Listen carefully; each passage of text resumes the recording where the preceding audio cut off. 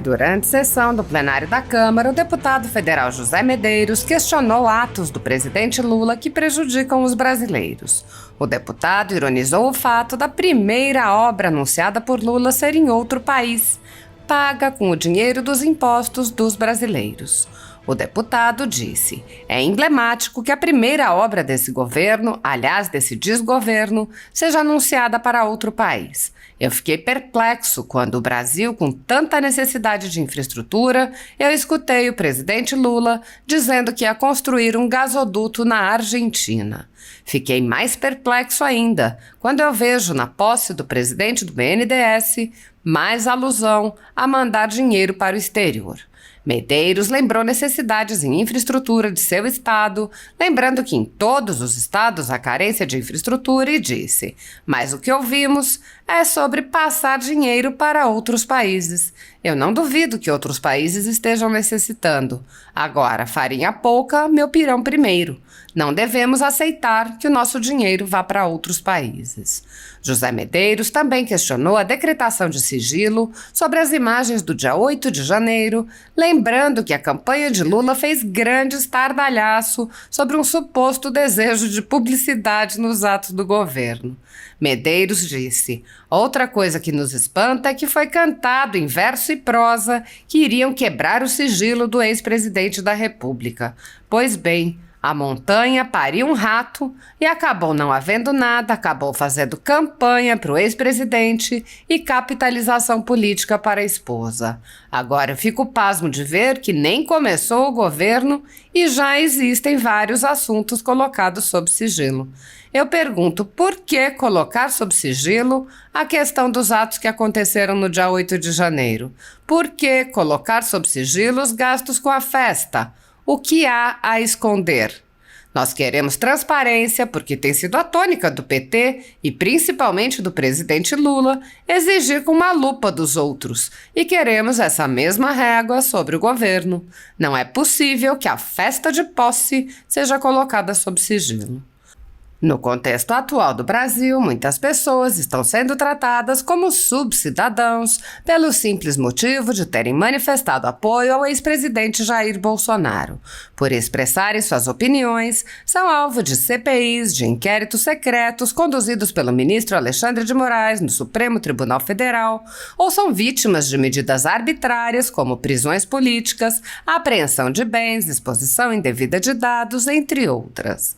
Sem justificativa jurídica, o ex-corregedor do Tribunal Superior Eleitoral, Luiz Felipe Salomão, decidiu confiscar a renda de sites e canais conservadores para destruir empresas privadas das quais discorda. O inquérito administrativo já está no terceiro relator, tendo passado pelas mãos de Mauro Campbell Marques e agora se encontra sob a responsabilidade do corregedor Benedito Gonçalves, que mantém dia após dia o confisco da renda de famílias e empresas. A decisão, que incluiu a folha política, confisca todos os rendimentos da empresa e teve o apoio e aplauso dos ministros Luiz Roberto Barroso, Alexandre de Moraes e Edson Fachin. Marcar pessoas e fechar empresas por motivações políticas são atitudes que já foram vistas na história, nunca em democracias. Na verdade, são atitudes que só foram vistas nas mais cruéis ditaduras. Se você apoia a folha política e pode ajudar a evitar que a empresa seja fechada por falta de recursos para manter seus compromissos financeiros e pagar seus colaboradores, doe qualquer valor através do Pix, usando o QR Code que está visível na tela ou o código ajude@folhapolitica.org. Caso não utilize Pix, há a opção de transferência bancária para a conta da empresa Raposo Fernandes, disponível na descrição deste vídeo e no comentário fixado no topo. Há 10 anos, a Folha Política vem enfrentando a espiral do silêncio imposta pelo cartel midiático que quer controlar a informação. Pix ajude@folhapolitica.org. Assim está. Fiz com urgência. Muito obrigado, senhor presidente. Senhor presidente, é emblemático que a primeira obra desse governo, aliás, desse desgoverno, seja anunciada para outro país. Eu fiquei perplexo quando o Brasil, com tanta necessidade de infraestrutura, deputado Rodolfo, eu escutei o presidente Lula dizendo que ia construir um gasoduto na Argentina. Fiquei mais perplexo ainda quando eu vejo na posse do presidente do BNDES mais alusão a mandar dinheiro para o exterior. Veja, cada estado brasileiro, se eu for perguntar aqui para os representantes, vão trazer um rosário de necessidades em várias áreas. Mato Grosso, por exemplo, tem a 080, tem a BR-158, tem a BR-174, que até passou para o estado, porque a União não estava dando conta. A BR-163, senhor presidente, ela foi passada num contrato, palavra da moda agora, num contrato Tabajara, para a Odebrecht. Não deu conta de fazer, custava 3 bilhões. Pois bem, agora foi passado por Estado, o certo é que ela é a rodovia da morte. 3 bilhões. Por que o BNDES não passar um dinheiro desse para terminar aquela BR, que é um corredor de exportação? As ferrovias, a Ferrogrão, mas o que a gente ouve é dinheiro para outros países. Eu não duvido que outros países estejam necessitando. Agora, primeiro, farinha pouca, meu pirão primeiro. Não é de se aceitar que o nosso dinheiro vá para outros países. Agora, outra coisa que se espanta, senhor presidente, é que foi cantado em verso e prosa aí que ia quebrar o sigilo do ex-presidente da República. Pois bem, a montanha pariu um rato, acabou não tendo nada de... acabou fazendo campanha para o ex-presidente e capitalização política para a esposa. Agora, eu fico pasmo de ver que nem começou o governo e já tem vários assuntos colocados sob sigilo. Eu pergunto, para que colocar sob sigilo a questão dos atos que aconteceram dia 8 de janeiro? Para que colocar sobre sigilo os gastos com a festa? O que tem a esconder? Nós estamos requerendo, nós queremos para concluir, senhor presidente, nós queremos transparências, porque isso tem sido a tônica do PT e principalmente do presidente Lula, de exigir com a lupa sobre os outros. Nós vamos querer essa mesma régua sobre o governo. Não é possível que a festa de posse seja colocada sob sigilo, deputado Braga. Esses tempos obscuros aqui e muito preocupantes, eu estou muito preocupado com o Brasil. Eu nunca vi um processo eleitoral tão opaco, tão tendencioso e tão questionável, que é o que nós estamos vendo na rua e na insegurança que todo brasileiro está. Estamos assistindo uma violência contra as instituições, contra a democracia, contra o povo brasileiro. Desde o impeachment da Dilma, vamos lembrar bem desse impeachment, quando ela foi impeachada, mas não perdeu os seus direitos políticos. Como pode alguém cometer a pedalada que fez, o crime de responsabilidade, e depois não perder os seus direitos políticos? Já começamos a observar uma interferência do Judiciário, do Supremo, em cima do processo eleitoral. Em seguida, o que nós tivemos foi o absurdo da mudança do entendimento da prisão após a condenação em segunda instância. Em que instância que alguém vai ficar na cadeia se for poderoso? E vai para um lado e vai para o outro? Mas não.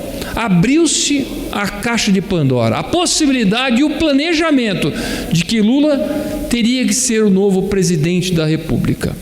Pior foi quando, simplesmente, um condenado, com provas fartas, com toda sorte de provas para poder condenar ele claramente, na primeira instância, foi para a segunda instância colegiado, foi confirmado, foi para o Supremo confirmado, e depois simplesmente vamos descondenar porque não era aquele CEP, não era Curitiba, é Brasília.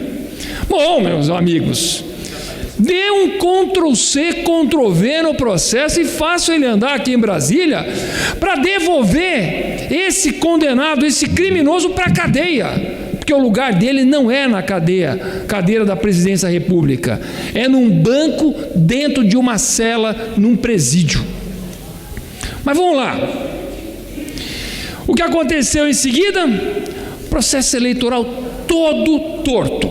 A grande imprensa, Luiz Lima, você viu a torcida da Rede Globo, Globo News, todas as informações com opinião tendenciosas, condenando tudo que foi feito, não reconhecendo nada do que esse presidente Jair Bolsonaro fez com a sua belíssima equipe econômica, com o seu belíssimo corpo de ministros, fez pelo Brasil, mesmo no meio de uma pandemia.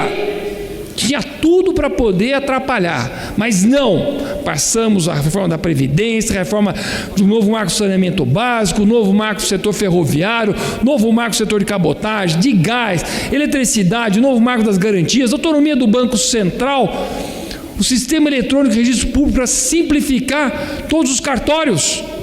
Nada disso foi pontuado na imprensa. Era só querer condenar por manifestações, para mim, infelizes, sim, do presidente. Mas temos que olhar a obra, o grande, e não simplesmente alguns fatos. Havia uma torcida organizada e isso já interfere no processo eleitoral. Mas não bastasse isso, durante o processo, voltamos à censura. Não se podia falar o que Lula era. Era proibido falar das suas relações com as grandes ditaduras, Nicarágua, né, Ortega. Não podia falar de que ele era um ex-presidiário, um descondenado, alguém que tem provas fartas contra ele. Pior, obrigaram a Jovem Pan a falar mentiras, desmentir o que é verdade. Nós brasileiros nos sentimos violentados por esse TSE, com a figura do Alexandre de Moraes, que foi se empoderando, sim. Vamos lembrar que a hora que ele mandou prender Daniel Silveira, eu não gostei das palavras do Daniel Silveira, mas ele literalmente, desculpe as palavras chulas, passou a mão na bunda do Congresso Nacional, da Câmara de Deputados, e nós deixamos. Perdemos moral em relação ao Judiciário e ao Supremo. E aí, ninguém segura.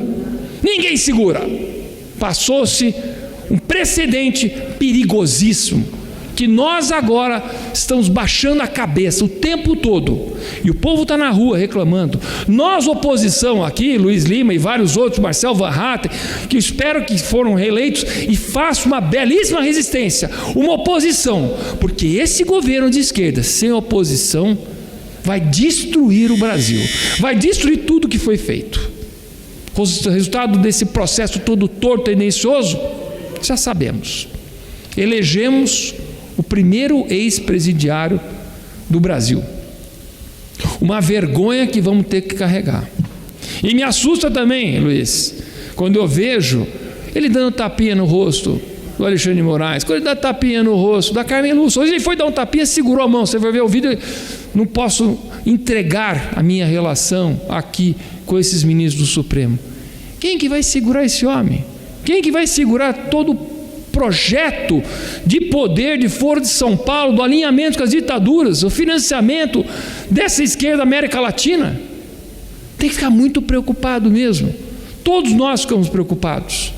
E vou repetir aqui, para terminar a minha fala, uma frase do saudoso Roberto Campos: o Brasil não perde uma oportunidade de perder uma oportunidade. Eu estou extremamente preocupado. Não estarei aqui na próxima legislatura para, ao lado de vocês, estarem trabalhando para ser uma oposição firme, responsável, honesta e extremamente necessária. Agradeço muito o tempo e deixo que Deus proteja o Brasil, porque na mão de quem está eu tenho muito temor. Muito obrigado. E gostaria que as palavras fossem para a Voz Brasil. Pois não.